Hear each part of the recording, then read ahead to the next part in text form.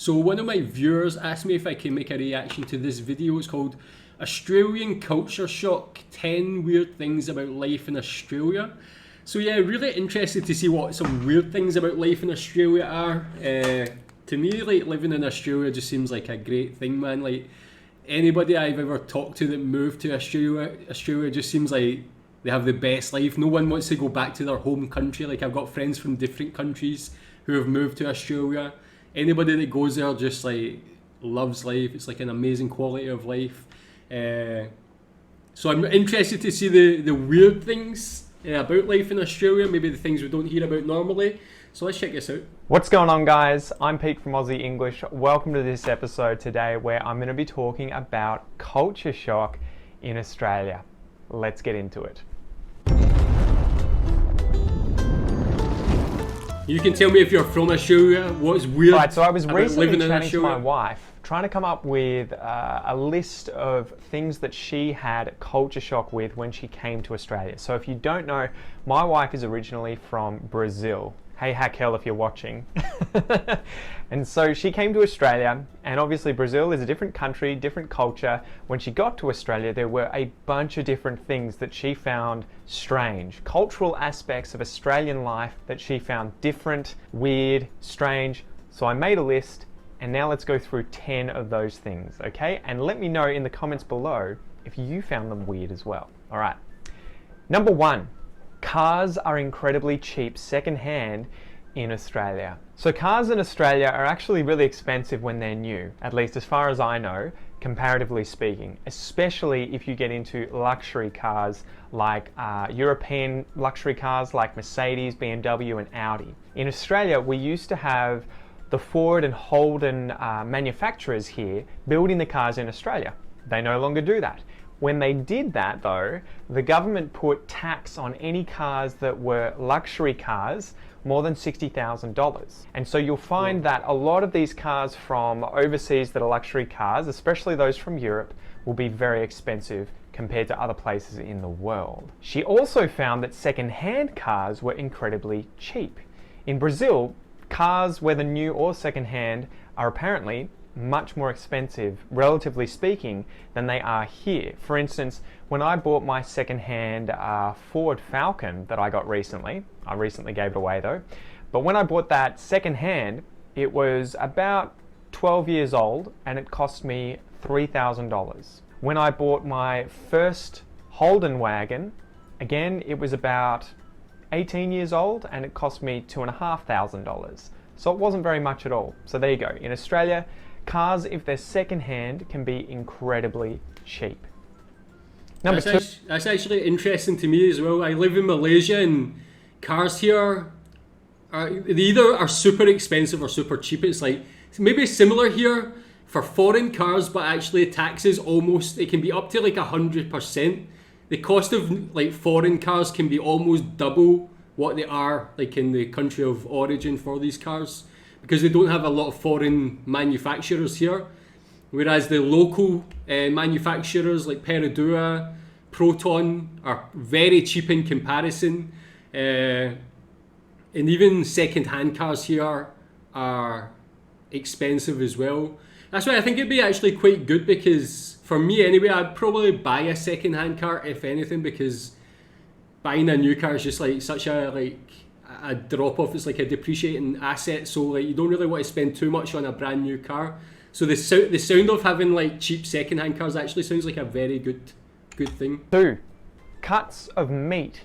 This is one that totally caught me by surprise. I had never thought about this, but the cuts of meat in Australia are very different from how they are in Brazil. One example was when I was looking up how to do Brazilian barbecues in Australia. I wanted to buy some meat and I wanted to try and do them authentically Brazil style, churrasco.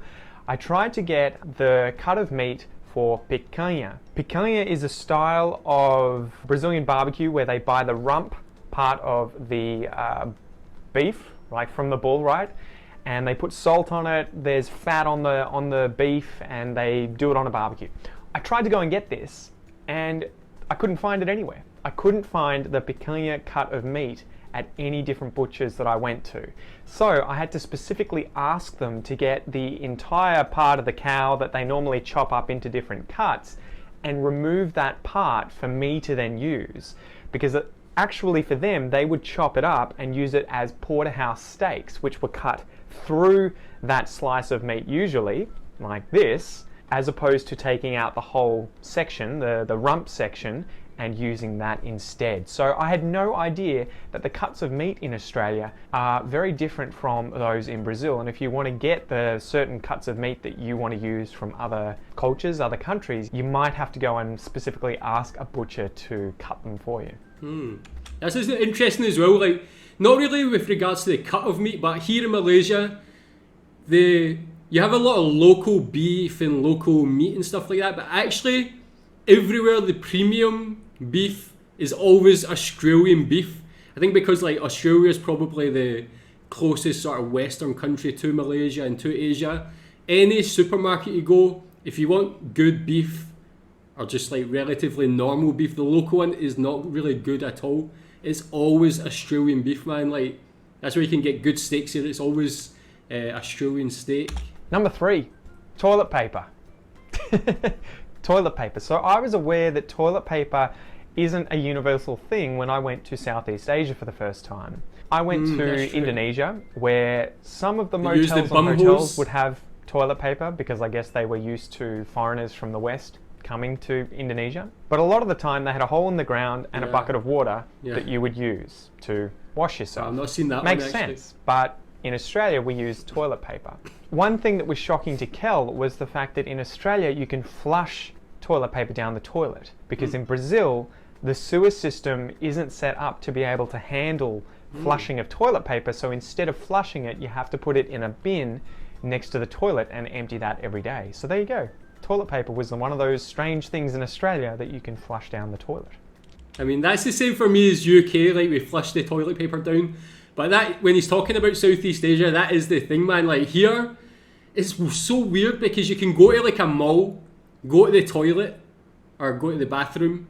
Sometimes they wouldn't even have toilet paper in the actual cubicle in the nice malls. They'll have like a box out in the main part of the bathroom. You actually have to take it from there and go in. So if you don't take enough, you're literally stuck in there in the toilet cubicle without the proper toilet paper. That was something that completely like blew my mind about here. Like, everybody just uses that bum hose thing. It's like a hose you need to wipe your butt with. I still not got used to that, man. But for me, like, it sounds like similar to UK with regards to like the Australian toilet Number paper. 4, coffee culture in Australia. Any of you guys who have come to Australia and spent a significant amount of time in some of the big cities in particular like Sydney and Melbourne will know that we are mental.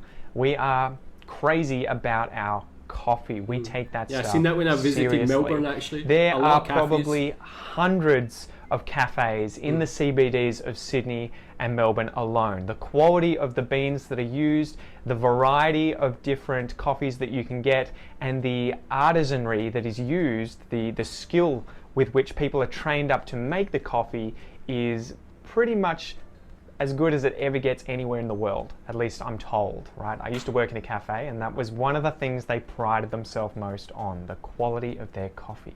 So it may be a shock when you come to Australia that the coffee is very, very good. Not everywhere, but in a lot of places. Probably not very good if you go to Starbucks, because that's American style and Americans, they have their own way of doing coffee. Yeah. Number 5. That's what I enjoyed about Melbourne, barbecues actually. at camping grounds and at the Public beach. barbecues. So again, I grew up in Australia. I used to go camping all the time, several times a year with my parents. We would go to places in the bush, you know, forests, national parks, places like Wilson's Promontory in Victoria. Every time you go to those places, there tend to be places where you can barbecue food, you can cook food. Quite often they have gas. You might have to put some money in there to be able to use the gas. Maybe you have to bring your own fuel for the barbecue. You know, there might be some places, campsites, where you have to make the fire yourself. But pretty much every campsite you go to will have some kind of barbecue for you to cook food. And it's the same for a lot of beaches that have tourist spots where people come in large numbers and they want to have food. So there's barbecues everywhere. This was something that Kel found really strange, and it wasn't the cultural norm in Brazil for you to go to camping grounds or to beaches and find places to just barbecue your own food. If you wanted to do that, you'd have to bring your own. BYO Barbie. In Australia, you don't have to. No, that's something I would enjoy about Australia, man, because I love barbecue food. You definitely don't get that in Scotland, man. We don't have the weather for it. Like, again, like 90% of the year, the weather's just terrible. Rain, grey, so it's not really barbecue weather. But I've never seen that before, man. It's pretty cool that they have these like ready-built barbecues. Tell me if you make use of them. Is that like really common? That like, does everybody always have barbecues in Australia? I know it's like quite a stereotype about Australia, is like they love barbecues and stuff. But seeing it like this, that they actually have these things at the beach and stuff, like it's obviously relatively true. But yeah, I would love that, man. Number 6, and this is one that Brazilians always tell me whenever I meet them. Our second-hand culture in Australia is different from Brazil, probably elsewhere in the world as well. So what happens if I have a couch in my house that I don't want anymore? I don't just throw it out. I don't just give it away to friends, although, you know, you could do that if you wanted. Quite often what will be done is it'll be taken outside, put on the nature strip with some cardboard that says free. And so people know that if they see junk or chairs, TVs, furniture, all that sort of stuff, if they see that in the nature strip out the front of someone's house, they know that it's free. Someone can take that, that it's free to a good home, that anyone can come and pick that up and take it home. And we do that all the time. A lot of the stuff Tell that me we if have you've in ever our did house that is either before. bought secondhand online through places like Gumtree or Facebook, or we've seen it on the side of the road and thought, we don't want to waste that, we want to use it, so let's just bring That's it awesome, home man. and use it. So that's something Free you'll notice stuff. in Australia quite a lot. When you drive around the streets, there'll be furniture on nature strips, there'll be secondhand stuff, and it's free to be picked up. Being a Number frugal, 7. being a frugal Scotsman, that definitely sounds good to me. Drinking water from the tap. This was another one that shocked me quite a lot because it's something I take That's for the same granted. in the UK as that well, the actually. water in our water system that gets brought to our houses is drinkable. You can drink the water out of the shower, when you're having a bath, you can drink any of the water that comes out of the pipes in your house, generally, right? Should be all good. That is not the case elsewhere in the world. Quite often when I was traveling in Southeast Asia, that would definitely not be something that man. foreigners like Definitely me can't do should do, that here. because we would quite often end up with sickness, end up on the toilet, riding the porcelain throne for quite a few days with a digestive illness. In Australia, it tends to be fine. We put chlorine in the water to kill everything. There's fluoride in there too for your teeth. So that was something that really shocked me. Elsewhere in the world, you may not be able to drink out of the taps. I know that in Brazil, they quite often have purifiers for their water right next to their sinks in their kitchens. In Australia, you won't see those things. There may be purifiers on the taps themselves, or people may have some kind of equipment in the fridge, you know, a jug that purifies the water. But generally, anywhere in Australia that has flowing water that comes out of taps, it's fine to drink, unless it says otherwise. Yeah, same as Scotland, man. I feel like Scotland has some of the best water from taps, especially in the winter. It's freezing cold. It feels so fresh and refreshing. But here in Malaysia, yeah, man, I've got a filter like on my taps and stuff like that where we drink out of, but you don't want to drink this tap water, man. Number 8, and I'm totally guilty of this, leaving things unlocked. So we live in Ocean Grove, which is a seaside town down the coast, about an hour and a half away from Melbourne. And quite often, I leave the doors unlocked in the house. I leave my car unlocked. It tends to be a very safe place. There's very little robbery, there's very little criminality taking place in Ocean Grove. Most places in Australia tend to be pretty safe, and you won't see things like massive locks on doors, grills protecting windows and doors, and people leaving their cars and their houses unlocked. Don't get me wrong, I definitely lock it from time to time when I'm going away or I'm going out for a long period of time and no one's at home. But this was something that my wife Kel from Brazil found very strange, that you would just leave doors open, or you would go to bed I think and that's have excellent, the man. doors shut at night, which could just be opened to let air in. She would find that very strange that they would not be locked, and also that you wouldn't lock your car. Just makes you Number feel so 9, comfortable to live there. walking the streets at night.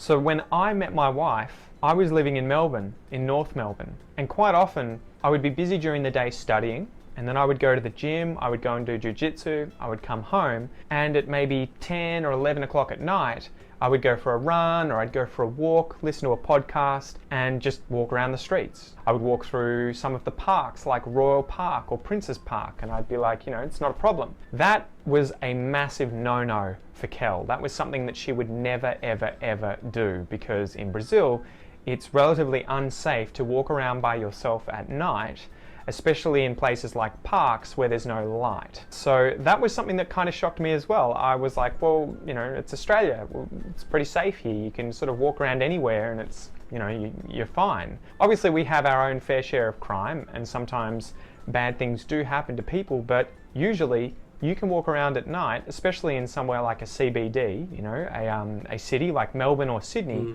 and you're perfectly safe. So that was something that she found very strange. That was a big culture shock for her when she found out that I would sometimes go for a walk around midnight throughout Melbourne, throughout the parks, with music in my ears or listening to a podcast, for an hour or so, and it was no big deal. But yeah, there you go. That's what I enjoy, man, is like to be able to do that, man. There is a lot of countries that it's like unsafe and people don't want to like walk about at night. Like I've lived in Shanghai, Bangkok, here in Kuala Lumpur.